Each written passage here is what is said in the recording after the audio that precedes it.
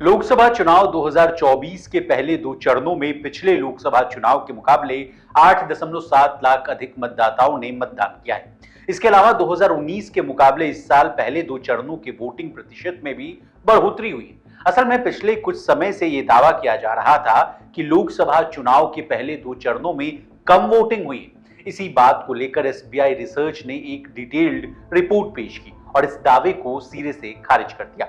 अब क्या है ये रिपोर्ट और चुनाव को लेकर और क्या क्या बातें कही गई हैं, इस वीडियो में जानने की कोशिश करेंगे। नमस्कार, आप देख रहे हैं लोकमत हिंदी और मैं हूं आपके साथ विशाल शर्मा। सबसे पहले इस रिपोर्ट को किसने तैयार किया और रिपोर्ट का क्या नाम है ये जानिए।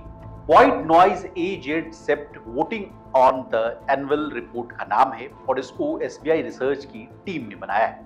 अब आपको लग रहा होगा कि चुनाव को लेकर या वोटिंग प्रतिशत में बढ़ोतरी को लेकर एसबीआई क्यों रिपोर्ट बनाने लगी। तो बता दें, एसबीआई की एक रिसर्च विंग है जिसका नाम है एसबीआई रिसर्च, जो देश के इकोनॉमी, बजट, खर्च, ग्रोथ और आर्टिफिशियल इंटेलिजेंस को लेकर समय समय पर रिपोर्ट पेश करती रहती है। इसके हेड मुख्य अर्थशास्त्री सौम्य कांति घोष ये एसबीआई के ग्रुप चीफ इकोनॉमिक एडवाइजर है।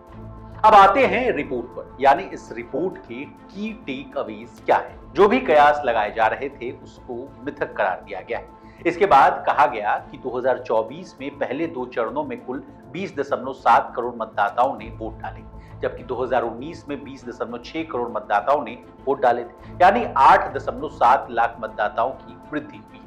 रिपोर्ट में यह भी कहा गया कि आने वाले 5 चरणों में वोटिंग प्रतिशत बढ़ेगा, क्योंकि देश के चुनाव आयोग ने गंभीर प्रयास किया और आगे भी करता रहेगा।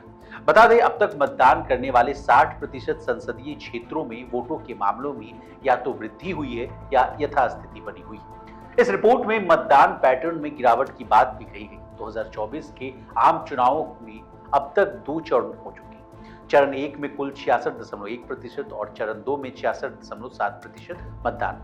वहीं अगर आप 2019 के डेटा को देखेंगे तो पाएंगे कि 2019 के पहले चरण में 69.4 और दूसरे चरण में 69.3% मतदान, यानी पिछले लोकसभा चुनाव की तुलना में लगभग 3.1% कम मतदान हुआ है। एसबीआई रिसर्च के अनुसार राज्यवार रुझानों का विश्लेषण करने पर पता चलता है कि 2024 में कर्नाटक में मतदाताओं की संख्या में सबसे अधिक वृद्धि हुई। इसके बाद असम और महाराष्ट्र का स्थान रहा। वहीं केरल इस मामले में सड्डी रही।